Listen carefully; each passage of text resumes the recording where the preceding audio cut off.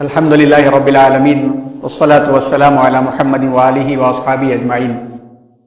اسلامی تاریخ اور افکار اور دنیا پر اس کے اثرات۔ الحمدللہ رب العالمین والصلاة والسلام علی محمد وآلہ واصحابہ اجمعین۔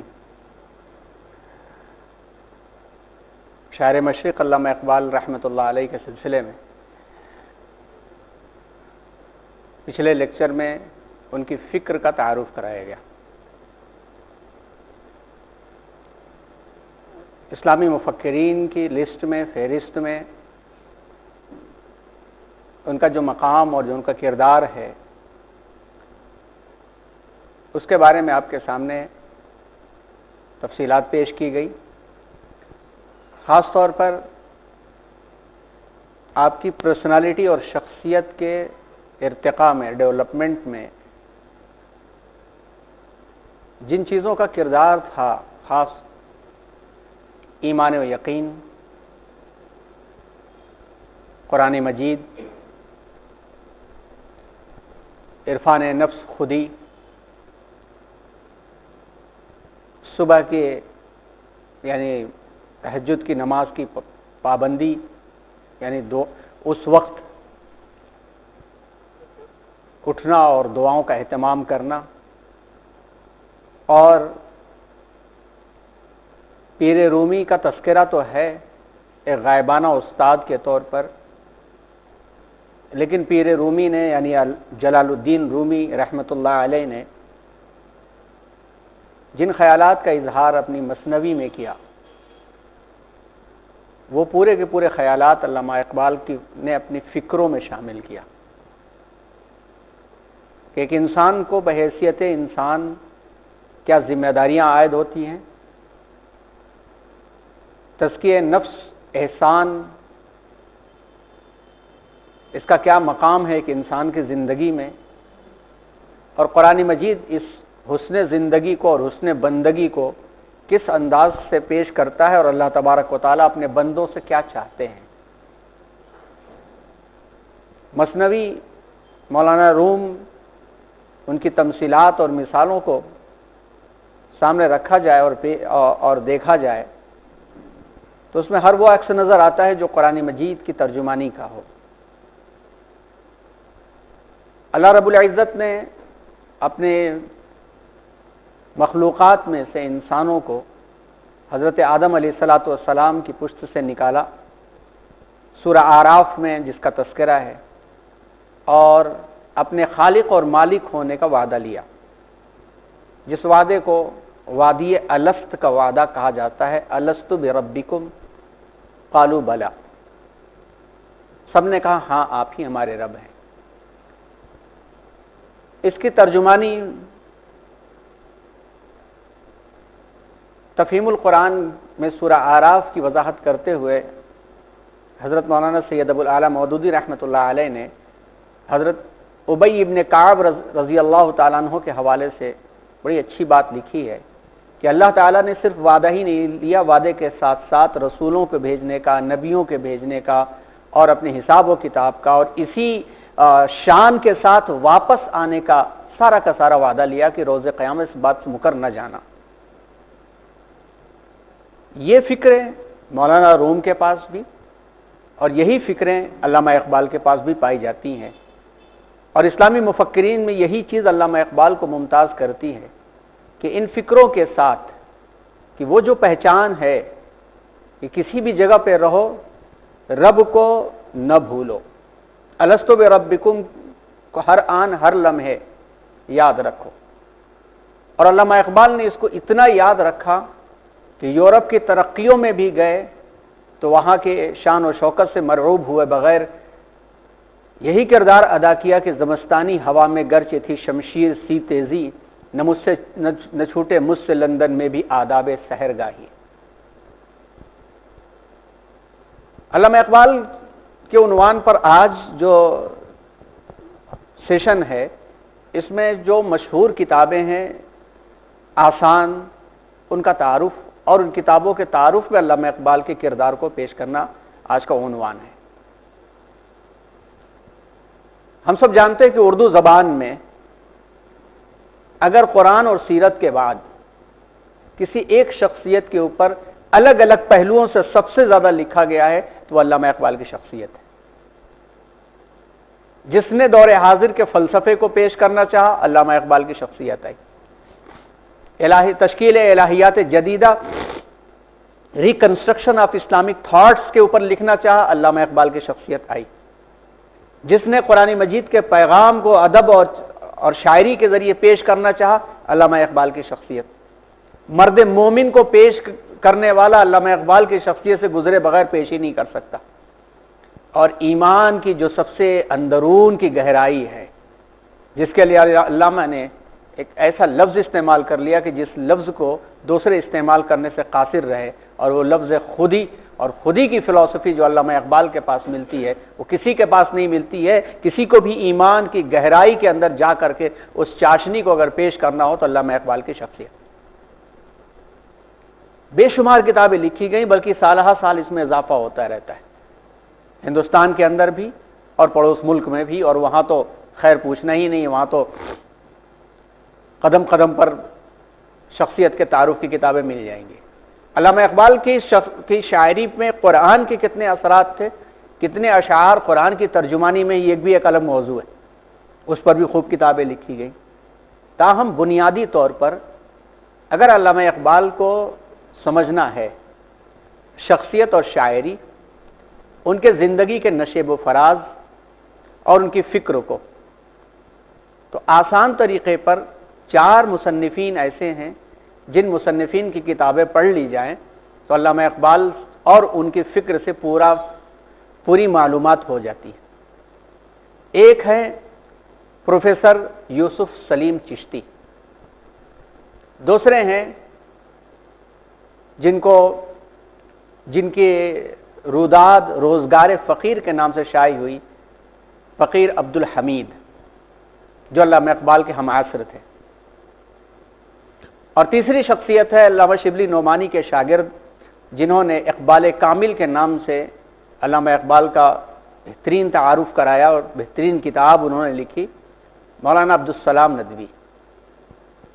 اور چوتھی شخصیت ہیں جنہوں نے علامہ اقبال کی فکر کو نپے تلے انداز میں عربوں میں تعارف کرایا، اور وہ ہیں مولانا سید ابو الحسن علی ندوی رحمہم اللہ اجمعین. پروفیسر سلیم چشتی، جن کی کتابوں کو آپ کے سامنے ہم پیش کر رہے ہیں، اردو تراجم کو، کہ علامہ اقبال کی اشعار کی شرح کی ہے انہوں نے، اور اردو اور فارسی دونوں کلام کی شرح کی ہے. اردو کلام میں ہم دیکھتے ہیں بال جبریل، بانگ درا، ضرب کلیم، ارمغانی حجاز، اور ایسے ہی فارسی کلام میں جاوید نامہ، مکمل 2 جلدیں. اور جاوید نامے کے تعلق سے پچھلے لیکچر میں بات آئی کہ علامہ اقبال کی فکری سیر ہے جو شخصیات سے ملاقات کرتے ہیں، پڑھنے کے لائق ہے. کھو جاتا ہے انسان، اپنے آپ کو پانے لگتا ہے انسان کہیں نہ کہیں. اور علامہ اقبال نے اس طرح سے سما باندھا ہے کہ اردو میں، فارسی میں اگر کوئی شخص پڑھتا ہے، فارسی داں تو کہنا ہی کیا، لیکن اگر اردو میں بھی جو ترجمہ کیا گیا ہے سلیم چشتی صاحب کے ذریعے سے، اس کو بھی پڑھ لے تو انسان کھو جاتا ہے، جیسے گویا لگتا ہے کہ ہم بھی شخصیات کے پاس پہنچ گئے. جیسا کہ علامہ اقبال عالم افلاک کی سیر کرتے کرتے ٹیپو سلطان کے پاس بھی پہنچ جاتے، اور آنسوئے افلاک کے نام سے وہ نظم لکھتے.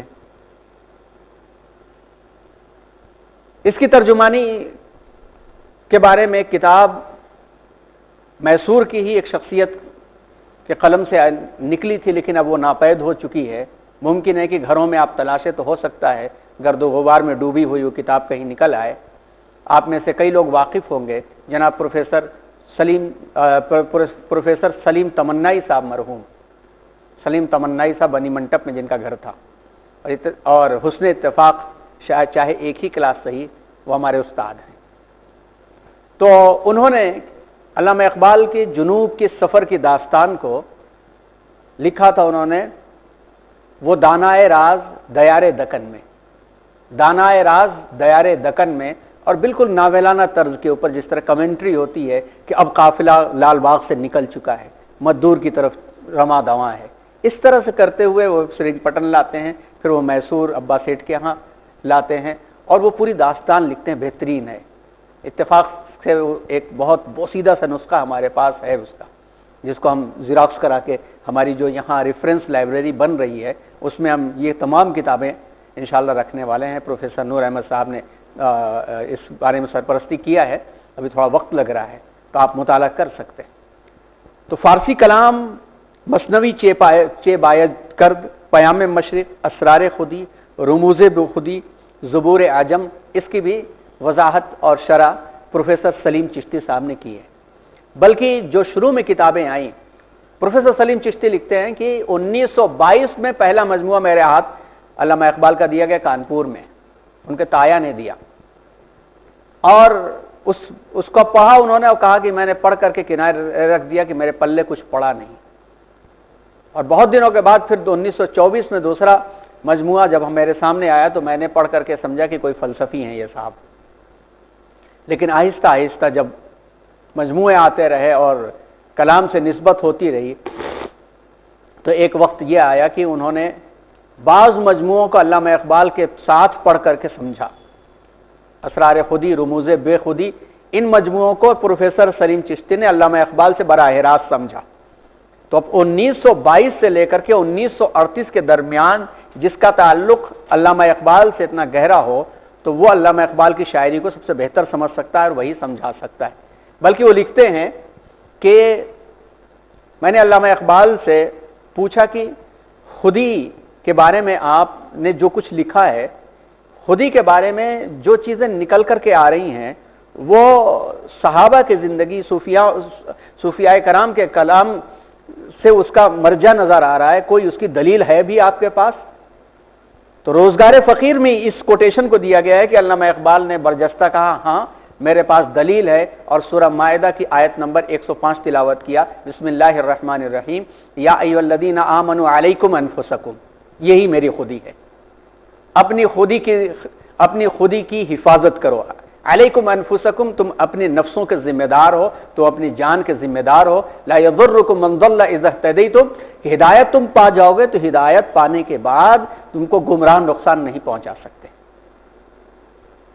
تو پروفیسر یوسف سلیم چشتی کو پڑھنا چاہیے، تو وہ جس میں بانگ درا پوری شرح کے ساتھ کوئی بھی شعر وہ لکھتے ہیں تو اس شعر کو لکھنے کے بعد اس کی وضاحت کرتے ہیں، جیسے یہ بانگ درا ہے، اسی طرح سے شرح ارمغان حجاز، پھر ضرب کلیم، اور آپ کو معلوم ہے کہ ضرب کلیم کے اندر جو شاعری ہے وہ رجزیہ شاعری بن کر کے سامنے آتی ہے۔ جیسے مثال کے طور پر کہ کہتا ہے زمانے میں یہ درویش جواں مرد، جاتا ہے کدھر بندہ حق تو بھی ادھر جا، ہنگامے ہے تیری طاقت سے زیادہ، بچتا ہوا بنگا ہے قلندر سے گزر جا۔ اب اس کے بعد سے اس کی شرح کہتے ہیں کہ اقبال کہتے ہیں کہ قلندر کہتے ہیں کہ قلندر کی پہچان یہ ہے کہ وہ زمان و مکان پر حکمراں ہوتا ہے۔ کیوں؟ اس لیے کہ وہ اللہ کا نائب ہوتا ہے، اور چونکہ زمان اور مکان کی قید سے وہ بالاتر ہے، اس لیے وہ بھی بالاتر ہے۔ اس طرح سے چھوٹے چھوٹے الفاظ کے اندر انہوں نے شرح کی ہے۔ اس قوم کو شمشیر کی حاجت نہیں ہوتی، اس قوم کو شمشیر کی حاجت نہیں رہتی، ہو جس کے جوانوں کی خودی صورت فولاد۔ جس قوم کے نوجوان اپنی خودی کو فولاد کی طرح مضبوط بنا لیں ان کو شمشیر کی حاجت نہیں ہوتی۔ علیکم انفسکم، اپنے ایمان کی حفاظت جو مضبوطی کے ساتھ کر لے تو اس کا ایک عکس بھی نظر آ جائے تو 8 سال 10 سال کا بچہ اپنے باپ کے بمباری کے اندر ٹکڑے ہوئے شہید ہوئے ٹکڑوں کو جا کے جمع کر کے تھیلے میں لا کے اماں کے حوالے کرتا ہے، اور ماں بھی خوشی کے ساتھ اس کو شہادت کی خبر دیتی ہے۔ تو یہی خودی کی جو فلسفی ہے اس کو پروفیسر یوسف سلیم چشتی بہترین انداز میں پیش کرتے ہیں، اور پھر بال جبریل کے نظمیں تو کم از کم جن لوگوں کو اللہ نے یہ نعمت دی ہے کہ اردو زبان سے واقف ہیں اور اللہ نے زندگی کے روزگار سے بھی تھوڑا فرصت اللہ نے دے دیا ہے، تو ان کو چاہیے کہ بال جبریل کم از کم پڑھ لینا چاہیے۔ ہم اس میں نظر آ جاتے ہیں اور ہماری نسلیں اس میں نظر آ جاتی ہیں۔ اور جس طرح سے خاص طور پر جو اندلس میں اور قرطبہ کے بارے میں جو نظم آپ نے لکھی ہے وہ پڑھنے کے تعلق ہے، جس کو طلوع اسلام کے نام سے گویا کہا جاتا ہے نہیں کہ طلوع اسلام نظم پڑھو تو علامہ اقبال کا خون جگر ٹپکتا نظر آتا ہے، رگوں میں وہ لہو باقی نہیں ہے، وہ دل وہ آرزو باقی نہیں ہے، نماز و روزہ و قربانی و حج یہ سب باقی ہیں، تو باقی نہیں ہے۔ آسان سی سلیس سی ہے۔ خلاصہ کلام یہ کہ عشق رسول صلی اللہ علیہ وسلم کے بغیر تمام مذہبی امور بیکار ہیں۔ انسان نماز تو پڑھ رہا ہے، روزہ تو رکھ رہا ہے، حج بھی کر رہا ہے، لیکن عشق رسول کا جو تقاضا ہے، عشق رسول کا ایک تقاضا عشق رسول کا کیا ہے؟ عشق اعتقادی۔ ہر مسلمان کے پاس عشق اعتقادی ہے۔ دوسرا ہے عشق حبی، محبت دل میں اتر جائے، اور تیسرا عشق وجدانی، کہ وجدان کی کیفیت آ جائے کہ ما آتاکم الرسول فخذوہ وما نہاکم عنہ فانتہوا، جہاں کر دیا گرم گرم آ گئے، جہاں کر دیا نرم نرم آ گئے۔ یہ عشق رسول کا تقاضا جب تک مسلمان کی زندگی میں رہا، مسلمان قلندر کی طرح سے رہا، مسلمان اس انداز سے رہا کہ فرشتوں کی ترجمانی کرتے ہوئے علامہ اقبال نے کہا کہ حضور حق سے اسرافیل نے میری شکایت کی، چھوٹے موٹے فرشتے نہیں، اسرافیل جو سور لیے کھڑے ہوئے ہیں، حضور حق میں اسرافیل نے میری شکایت کی، یہ بندہ کر نہ دے وقت سے پہلے قیامت برپا۔ اس طرح سے جرأت ہوتی تھی۔ نماز کی غایت کیا ہے؟ ان الصلاۃ تنہی عن الفحشاء والمنکر، نماز کیا ہے؟ کتب علیکم، روزہ کیا ہے؟ کتب علیکم الصیام کما کتب علی الذین من قبلکم لعلکم تتقون۔ اور اسی کو کہتے ہوئے علامہ اقبال آگے کے جو اشعار پیش کرتے ہیں ان اشعار کو بھی پڑھنا چاہیے کہ اندلس کے میدان میں جب طارق پہنچتے ہیں تو طارق کی دعا کیا ہے؟ طارق کیا دعا کرتے ہیں؟ 5000 لوگوں کو لے کر کے ایک عظیم الشان ملک فتح کرنے پہنچ جاتے ہیں، تو کیا چیز تھی ان کے دل کے اندر جنہوں نے ہمت دلایا؟ یہ نوجوانوں کو پیغام دیتے ہیں، یہ غازی یہ تیرے پر اسرار بندے، جنہیں تو نے بخشا ہے ذوق خدائی، دنیم ان کی ٹھوکر سے دریا و صحرا، سمٹ کر پہاڑ ان کی ہیبت سے رائی، دو عالم سے کرتی ہے بیگانہ دل کو، عجب چیز ہے لذت آشنائی۔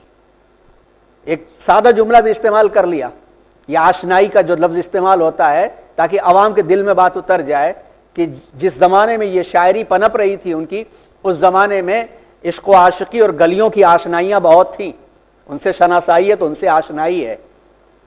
علامہ اقبال نے اس کو دوسرے انداز میں پیش کیا کہ عجب چیز ہے لذت آشنائی، شہادت ہے مطلوب مقصود مومن، نہ مال غنیمت نہ کشور کشائی۔ نہ مال غنیمت چاہیے، نہ مجھے ملک چاہیے، شہادت چاہیے۔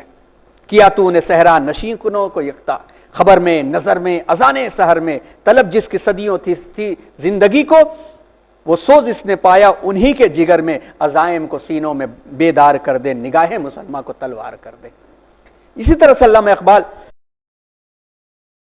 خاص طور پر جب طلوع اسلام کی نظم لکھتے ہیں تو وہ پڑھنے کی ہے، اور اس کو سمجھانے کے لیے جو عام طور پر ایک ہمارا اشکال رہتا ہے کہ علامہ اقبال کے اشعار سمجھ میں نہیں آتے، یہ تو ہماری اپنی کمی ہے کہ اردو اس معیار کی گر گئی ہے، پھر بھی غنیمت ہے کہ اردو ہے، ایسی کتابیں ہیں، پڑھ لینا چاہیے۔ اور انشاءاللہ یہ کتابیں ساری اگلے سال جب ہم لوگ نویں سیزن کا اور جنوب کی تاریخ کا آغاز کریں گے اس وقت انشاءاللہ اناگریشن لائبریری کا بھی ہوگا کہ کبھی کبھی آ کے آپ بیٹھنا چاہیں، بیٹھ کے آپ پڑھنا چاہیں، سمجھنا چاہیں تو آپ سمجھ سکتے ہیں۔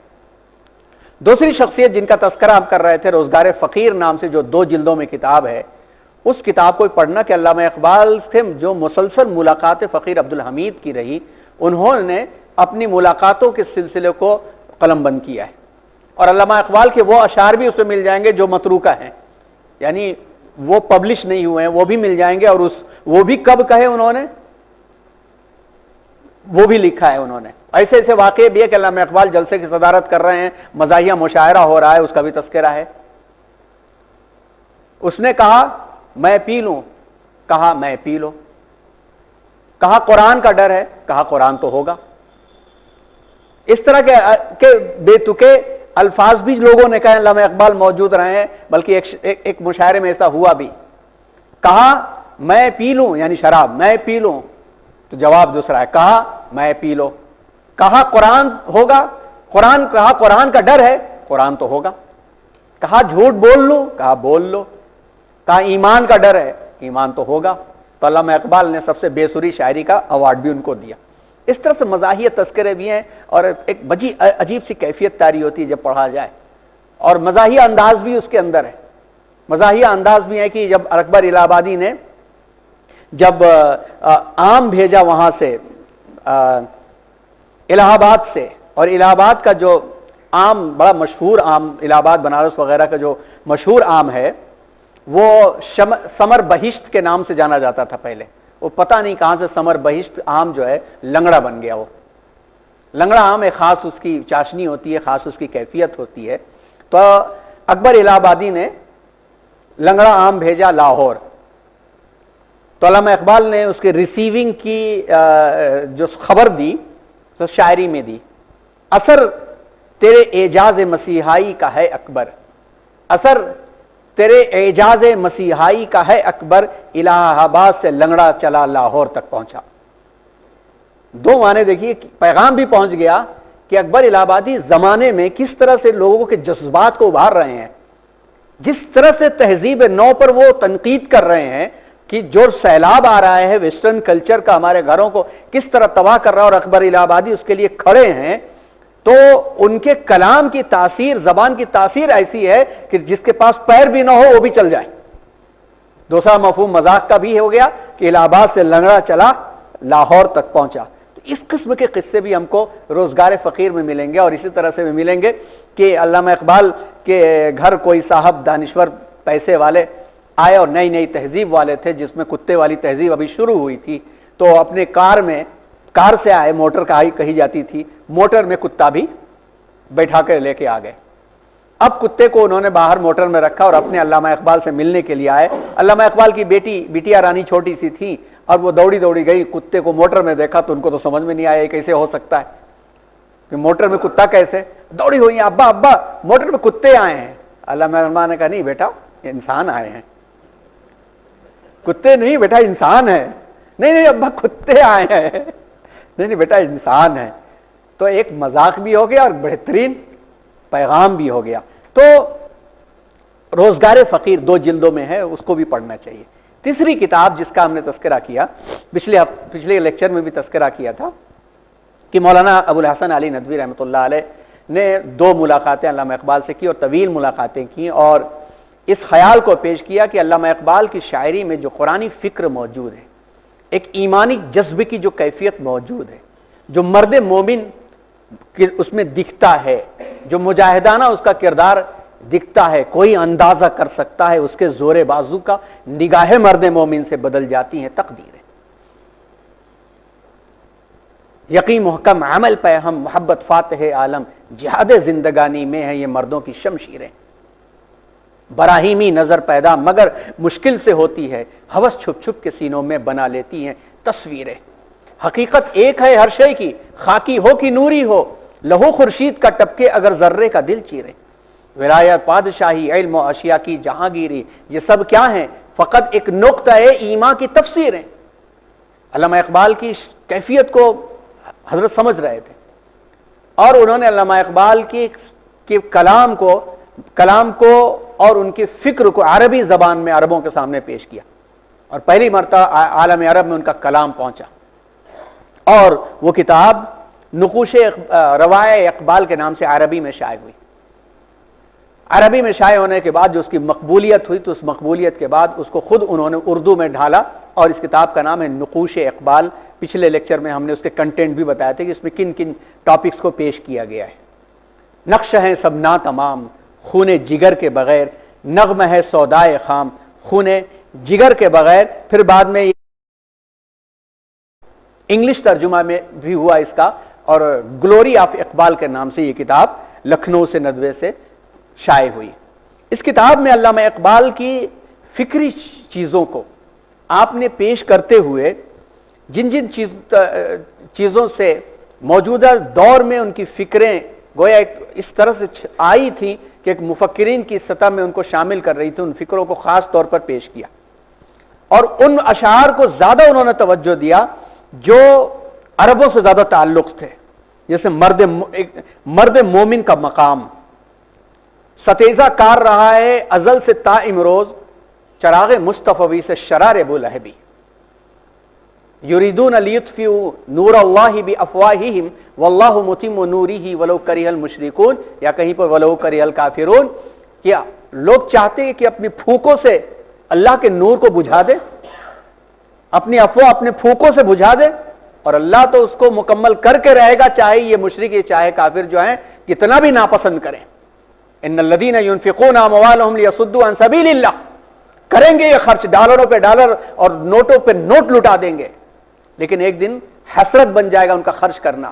علامہ اقبال کی ان شاعریوں کے اندر یہ چیزیں ہم کو ملتی ہیں کہ علامہ اقبال نے اس کو جس انداز سے پیش کیا عربوں کے سامنے خاص طور پر کہ جانتا ہوں میں یہ امت حامل قرآن نہیں، جانتا ہوں میں یہ امت حامل قرآن نہیں، ہے وہی سرمایہ داری بندے مومن کا دی، جانتا ہوں میں کہ مشرق کی اندھیری رات میں بے ید بیضا ہے پیران حرم کی آستین۔ کیا تعبیر استعمال کی ہے، ید بیضا کون کس کے پاس تھا؟ حضرت موسیٰ علیہ السلام کے پاس، اور پیران حرم کے محافظین بوڑھے ہو گئے اور ید بیضا بھی ان کے پاس نہیں ہے، یعنی نبوت کا چراغ بھی وہ گم کر چکے ہیں۔ عصر حاضر کے تقاضاؤں سے ہے لیکن یہ خوف، عصر حاضر کے تقاضاؤں سے ہے لیکن یہ خوف، ہو نہ جائے آشکار شرع پیغمبر کہیں۔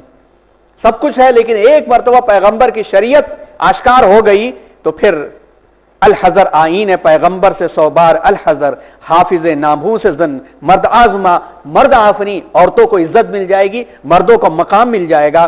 اور اس کے بعد لکھتے ہیں کہ خاص طور پر عربوں کے عنوان پر کہ نہیں نا امید اقبال اپنی کشت ویراں سے، ذرا نم ہو تو یہ مٹی بڑی زرخیز ہے ساقی۔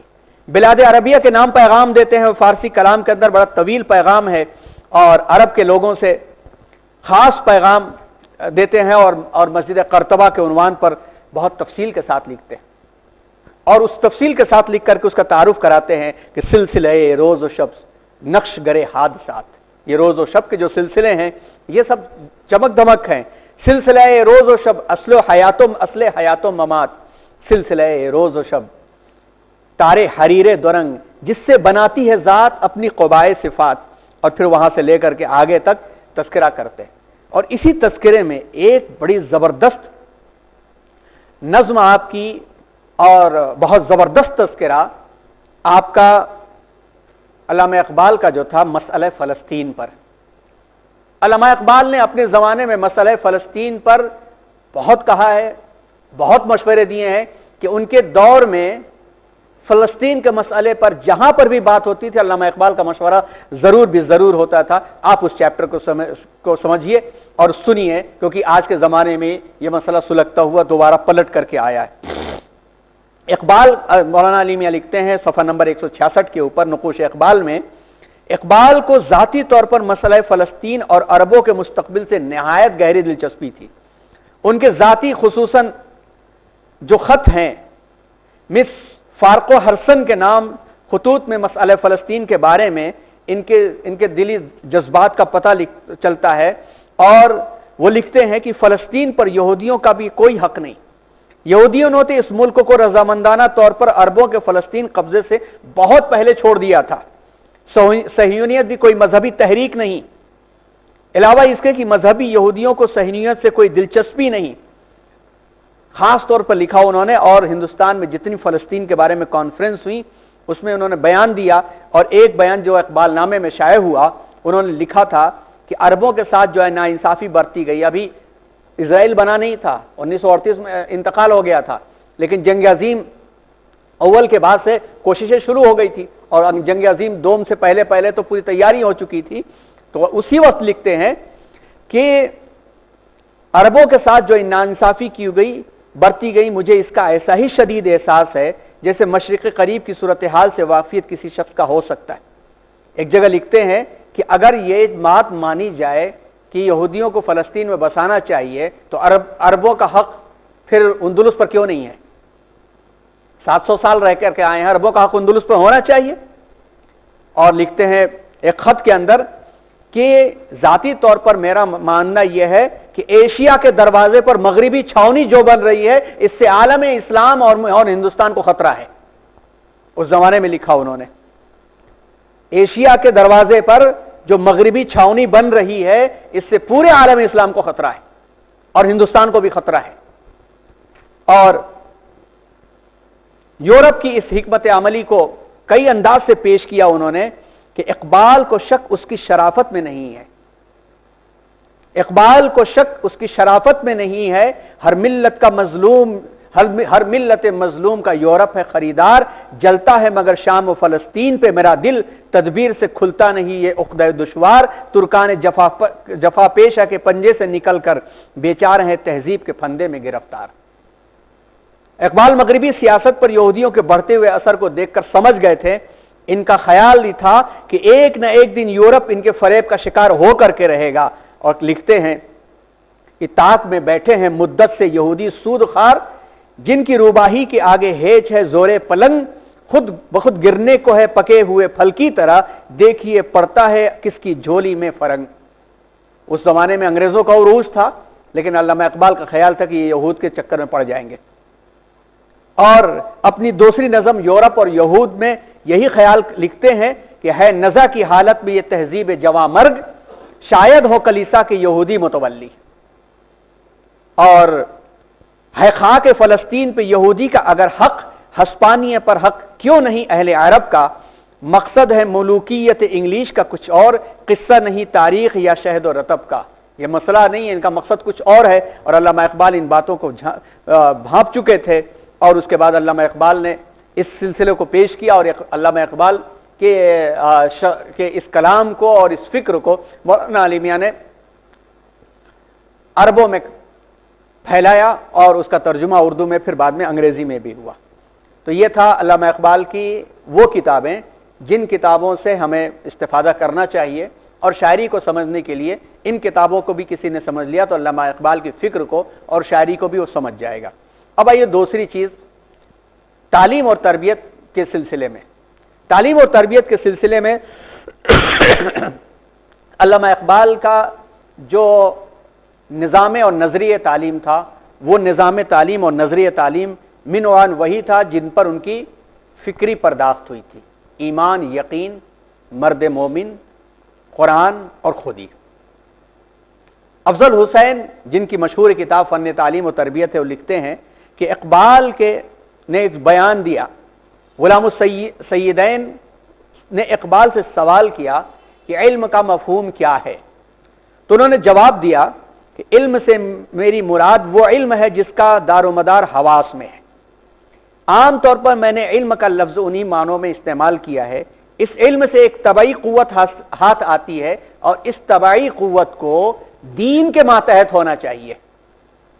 अगर दीन के मातहत ना हो तो शैतानियत है इल्म, यानी इल्म सिर्फ हवास पे चलेगा तो शैतानियत हो जाएगा और हवास इल्म के दीन के ताबे हो जाएगा तो असल इल्म है। और लिखते हैं अफजल हुसैन, इकबाल के इस बयान से मालूम होता है कि इनका नजरिया तालीम वही है जो इस्लाम का नजरिया तालीम है। इस्लाम में नजरिया तालीम तरबियत के बगैर नामुकम्मल है। इस्लाम उस पर जोर देता है जो अल्लाह का सालेह बंदा होगा वही सही इल्म वाला होगा। और अल्लामा इकबाल इसकी वजाहत इस तरह से भी करते हैं कि जिंदगी कुछ और शय है, इल्म है कुछ और शय। जिंदगी सोजे जिगर है, इल्म है सोजे दिमाग। इल्म में दौलत भी है, कुदरत भी है, लज्जत भी है। हम देखते हैं कि जिंदगी गुजारने की जो रिक्वायरमेंट्स हैं, जिसको कहा जाए माश, इकोनॉमी, इकोनॉमी इल्म पर डिपेंड नहीं है। इकोनॉमी इल्म पे डिपेंड नहीं है।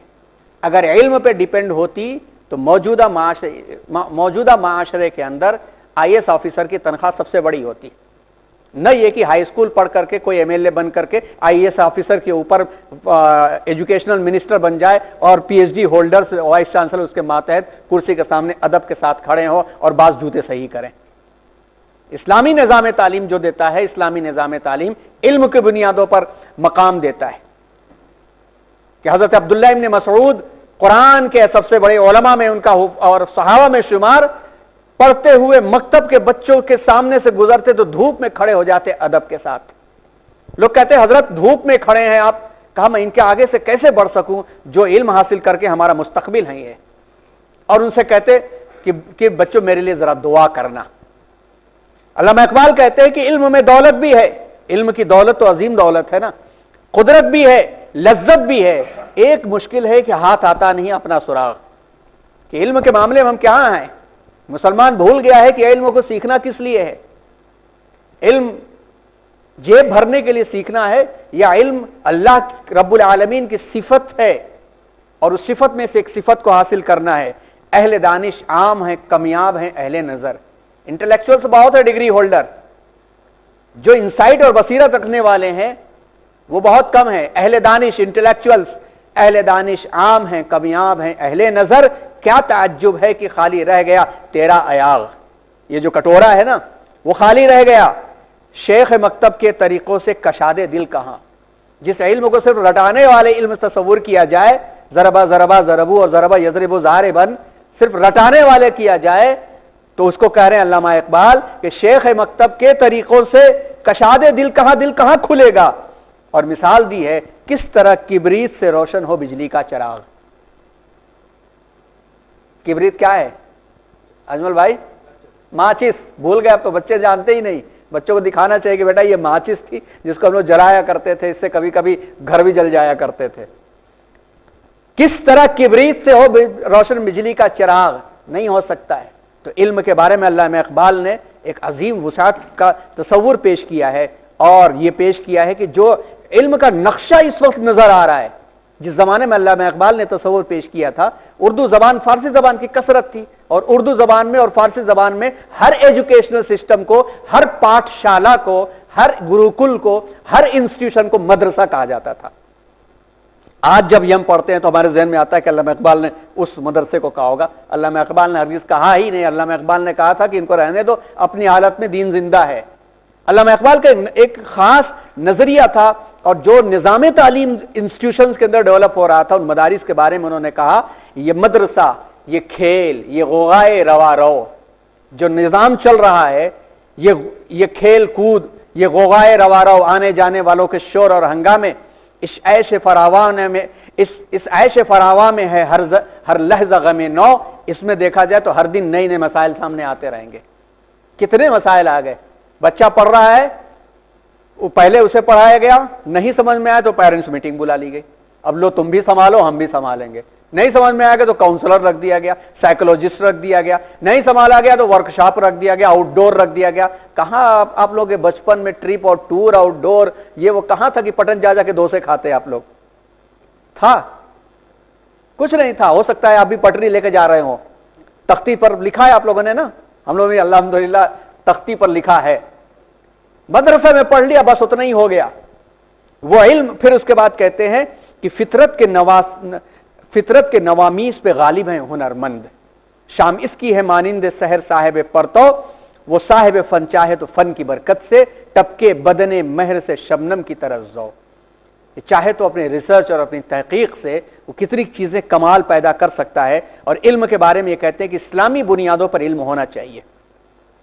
اور خاص طور پر مغربی نظام تعلیم سے وہ بہت نالا تھے، اور بانگ درا میں وہ فرماتے ہیں خوش تو ہیں ہم بھی جوانوں کی ترقی سے مگر، خوش تو ہیں ہم بھی جوانوں کی ترقی سے مگر، لب خندہ سے نکل جاتی ہے فریاد بھی ساتھ. اچھا لگ رہا ہے بچے ترقی کر رہے ہیں، اونچے بڑھ رہے ہیں، لیکن یہ مسکراتے ہوئے ہونٹ سے کبھی کبھی شکایت بھی نکل جاتی ہے. ہم سمجھتے تھے کہ لائے گی فراغت تعلیم آئے گی تو یہاں ٹیکنالوجی آئے گی، سائنس آئے گی، ترقی آئے گی. کیا خبر تھی کہ چلا آئے گا الہاد بھی ساتھ. اور یہ اہل کلیسا کا نظام ایک سازش ہے فقط دین و مروت کے خلاف، اور مغربی مادیت پرستی سے ڈر تھا ان کو. مسلمان نوجوانوں کے عقائد متزلزل ہو رہے تھے. مغربی تہذیب کی اندھی تقلید ان کا نصب العین چھین رہی تھی. احساس کمتری ان کے اندر آ رہی تھی، اور مغربی تعلیم جو روح سے خالی ہے وہ روح یہاں پہ خالی ہو رہی تھی اور تاریخ سے بیگانہ کر رہی تھی. اور اس تقلید کے اندر حالت کیا ہوئی؟ ضرب کلیم میں فرماتے ہیں کہ مقصد ہو اگر تربیت لال بدخشاں. بدخشاں کون سی جگہ ہے؟ بخارا سمرقند ترکمانستان میں.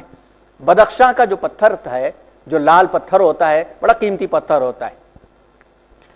مقصد ہے اگر تربیت لال بدخشاں تو اس کی کچھ ریکوائرمنٹ ہوتی ہے، تو علامہ اقبال اس کو تربیت میں لے کر کے آئے ہیں. مقصد ہے اگر تربیت لال و بدخشاں، بے سود ہے بھٹکے ہوئے خورشید کا پرتو. اگر سورج کو جس وقت روشنی جہاں پر دینا ہے پلٹ جائے تو کیا ہوگا؟ قیامت برپا ہو جائے گی. انسان ابھی سوچ کے اٹھائے کہ 10 بجے سے لے کر کے 12 بجے کی لائٹ جو ہے وہ نیچرل لائٹ، اچھی لائٹ ہوتی ہے، بہت سارے کام ہوں گے، اور 12 بجے وقت اندھیرا ہو جائے تو قیامت برپا ہو جائے گی اس علاقے کے اندر.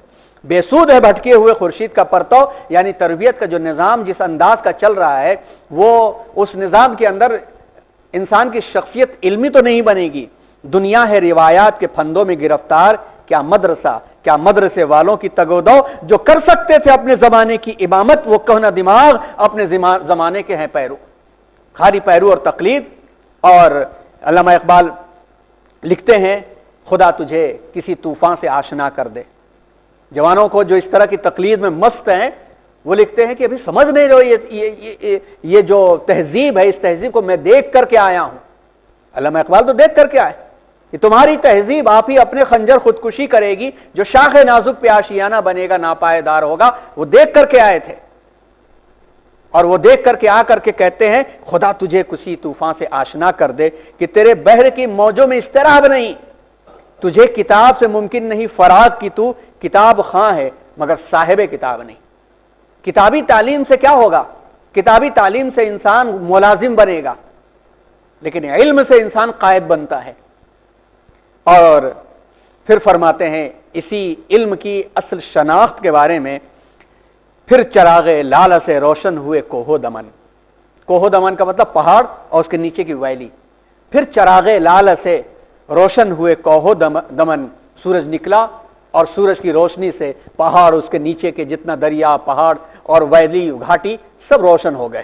پھر چراغ لال سے روشن ہوئے کوہ دمن، مجھ کو پھر نغموں پہ اکسانے لگا مرغے چمن. پھول ہیں صحرا میں یا ہے پریا قطار اندر قطار، اودے اودے نیلے نیلے پیلے پیلے پیرہن اپنے من میں ڈوب کر پاجا سراغ زندگی. تو اگر میرا نہیں بنتا نہ بن، اپنا تو بن.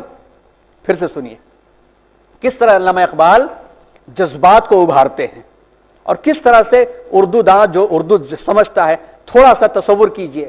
اب تو مشکل ہی ہے تصور کرنا کہ بچوں سے پوچھا جائے کہ بیٹا سورج کدھر سے نکلتا ہے، تو پہلے وہ گھڑی میں اپنا دیکھیں گے کہ مغرب کدھر ہے، مشرق کدھر ہے، کیونکہ صبح دیکھتے ہی نہیں کہ سورج ادھر سے نکل رہا ہے کہ ادھر سے نکل رہا ہے. ان کو پتہ ہی نہیں ہے کہ گرمی کے موسم میں سورج نکلنے کی مشرق الگ ہوتی ہے اور ٹھنڈک کے موسم میں ادھر ہوتی ہے. آپ لوگوں نے دیکھا ہوگا بچپن میں کہ جب کہ صبح اٹھنے کی عادت تھی، ٹہلنے کی عادت تھی. کتنے ایسے بچے ہیں کہ جو 14ویں کا چاند دیکھ لے تو تعجب میں پریشان ہو جاتے کہ یہ 14ویں کا چاند ہے، یہ چاند اتنا اچھا ہوتا ہے. انہوں نے ستاروں کی وہ جھرمٹ تو دیکھی نہیں جو بچپن میں ہم لوگوں نے، آپ لوگوں نے تو اور زیادہ، ہم لوگوں نے بھی الحمدللہ دیکھی ہے کہ یہ جو دودھیا پٹی ہے صاف دکھائی دیتی تھی، جیسے لگتا تھا دھواں دھواں سا اڑ رہا ہے وہاں پہ. اور اسی کو دیکھ کے اندازہ ہوتا ہے کہ قیامت کے قریب سورج مغرب سے نکلے گا. اب سورج مغرب سے نکلنے کا سائنٹیفک اس کا ایکسپلینیشن کیا ہے؟ سورج تو گھوم نہیں رہا ہے زمین کے گرد، زمین گھوم رہی ہے نا. زمین کی گردش پر اثر پڑ جائے گا، اور زمین کی گردش پہ اثر پڑے گا تو دھیرے دھیرے سورج کا مطلع چینج ہوتا چلا جائے گا. اور آپ لوگ غور کیجئے، اگر ذہن پہ زور ڈالیے، جن لوگوں کی عمر 60-70 سے پلس ہیں، زور ڈالیے کہ آج سے 50 سال پہلے سورج جہاں جہاں سے نکلا کرتا تھا، کیا تھوڑا فرق آیا ہے یا نہیں آیا؟ آیا ہے. آپ غور کیجئے. اور یہی نوجوان نسل جب لمبی لمبی بلڈنگوں کے اندر ہوگی اور صبح 10 بجے کے بعد اٹھنے کی عادی ہوگی، تو اس کو پتہ ہی نہیں چلے گا کہ دھیرے دھیرے سورج کی رفتار کہاں سے کہاں چلی گئی، اور اس کو پتہ ہی نہیں چلے گا کہ کب سورج ادھر دکھنے لگا. علامہ اقبال کہتے ہیں پھر چراغ لال سے روشن ہوئے کوہ دمن، مجھ کو نغموں پہ اکسانے لگا مرغے چمن. پھول ہیں صحرا میں یا پریاں ہیں قطار اندر قطار، نیل اودے اودے نیلے نیلے پیلے پیلے پیرہن اپنے من میں ڈوب کر پاجا سراغ زندگی. تو اگر میرا نہیں بنتا نہ بن، اپنا تو بن خود ہی. اپنے آپ کو تو پہچانو. علیکم انفسکم. من کی دنیا سوز و مستی جذب و شوق. تن کی دنیا तन की दुनिया सूदो सौदा मकरो फन, मन की दौलत हाथ आती है तो जाती नहीं। मन की दौलत यकीन, ईमान, कॉन्फिडेंस, विल पावर, मन की दौलत हाथ आती है तो जाती नहीं, तन की दौलत छांव है, आता है धन जाता है धन। मन की दुनिया में न पाया मैंने अफरंगी का राज, जो कॉन्फिडेंट है, जिसको यकीन है, मन की दुनिया में न पाया मैंने अफरंगी का राज, मन की दुनिया में न देखे मैंने शेखो बरहमन, ऊंच नीच का निजाम भी नहीं है, पानी पानी कर गई मुझको कलंदर की ये बात, तू झुका जब गैर के आगे नतन तेरा न मन। जब तू गैर के आगे झुक गया तो बदन भी गुलाम हो गया, तेरा दिमाग भी गुलाम हो गया। और अल्लामा इकबाल इस फिक्र में रहते थे, और इस फिक्र के साथ साथ बहुत कम लोग जानते हैं कि अल्लामा इकबाल कॉलेज के नौजवानों को इस्लामिक फलसफे के तो उस्ताद थे, वो इस्लामिक फिक्र भी पढ़ाते थे।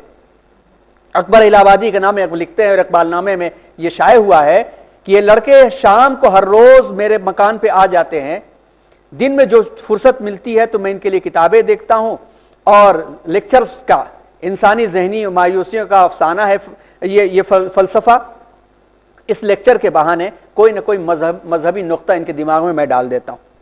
अल्लामा इकबाल एक बड़ा तालीमी मरकज खुद कायम करना चाहते थे पंजाब के अंदर, जहां पर इस किस्म की किताबें मुहैया हों, और इनका देरीना ख्वाब था कि मरकज आगे से आगे बढ़े। और एक जामे अजहर के शेख और मोहतरम अल्लामा मुस्तफ़ा अल-मुरागी को लिखते हैं कि उनकी रहनुमाई के लिए कब ऐसा मुअल्लिम जो कामिल और सालेह हो और कुरान मजीद में बसारत ताम्मा रखता हो, नीज़ इनकलाब दौरे हाजिर से वाकिफ हो, मैं उसको मुकर्रर करना चाहता हूँ। इससे अल्लामा इकबाल की फिक्र और अल्लामा इकबाल का निज़ाम समझते हैं, समझा जा सकता है। और अल्लामा इकबाल ने अपने बच्चों के लिए जो उस्तानी मुकर्रर करने के लिए तय किया था, तो उसमें कहा था कि दीनी और अखलाकी तरबियत भी कर सकें, उर्दू भी पढ़ा सके और कुरान भी पढ़ा सके, और अरबी जबान भी जानती तो बेहतर हो। और अल्लामा इकबाल खास तौर पर इस निज़ाम के सिलसिले में मगरिबी निज़ाम से जो नाला थे उसके बारे में बहुत सारी तफसीलात उसको छोड़ते हुए आखिर में इस तारुफ में दूसरा सेशन था ये, तीसरा सेशन इंशाअल्लाह इसका होगा इकबाल का मर्द मोमिन, जो हम सब के लिए बहुत ही अहम है इंशाअल्लाह, जो अगले लेक्चर में, और आखिरी लेक्चर भी इस 8वें सीजन का ये वो आखिरी लेक्चर भी होगा, लिहाजा उसमें शिरकत फरमाइए। ख़त्म करने से पहले हम तज़किरा करना चाहेंगे कि अल्लामा इकबाल ने नौजवानों से क्या खिताब किया है। नौजवानों से जो खिताब किया है इसके 2-4 अशार सुने, और उसके बाद एक उन्वान और भी था, इंशाअल्लाह एक उन्वान और भी कवर करना चाहेंगे अगले ही सेशन में, जिसमें मर्द मोमिन का मकाम आपके सामने आएगा। यहाँ तक बात हम लोगों ने कर लिया था, इकबाल के तख्लीकी अनासिर तक प्रेजेंटेशन मुकम्मल हो गया था। फिर यहाँ से बात को आना था इकबाल का मर्द मोमिन। इंशाअल्लाह इकबाल का मर्द मोमिन अगले लेक्चर में लाएंगे और उसका तारुफ आपके सामने आएगा। अल्लाह ताला उनकी फ़िक्रों को समझने की हमें तौफीक अता फरमाए। आमीन व आखिर दावाना अल्हम्दुलिल्लाहि रब्बिल आलमीन। इंशाअल्लाह अगला हम लोगों का लेक्चर जो है सेशन होगा 2 फरवरी को होगा, और 2 फरवरी को आखिरी होगा।